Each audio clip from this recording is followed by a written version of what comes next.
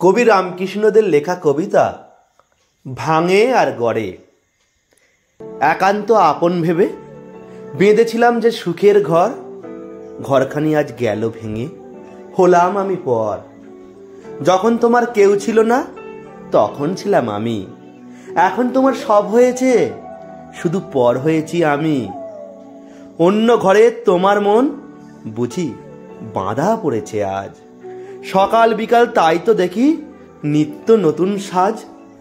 তখন তুমি মিষ্টি সুরে কেমন করে ডাকতে, এতটুকুও ভাবলে না আজ দূরে ছুঁড়ে ফেলতে।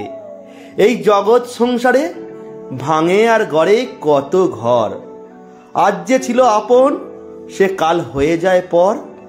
এ ভবে কে আপন কে পর, মিথ্যে সবই কেবল মায়া। সবসময় যে থাকে পাশে সে কেবল তোমার ছায়া।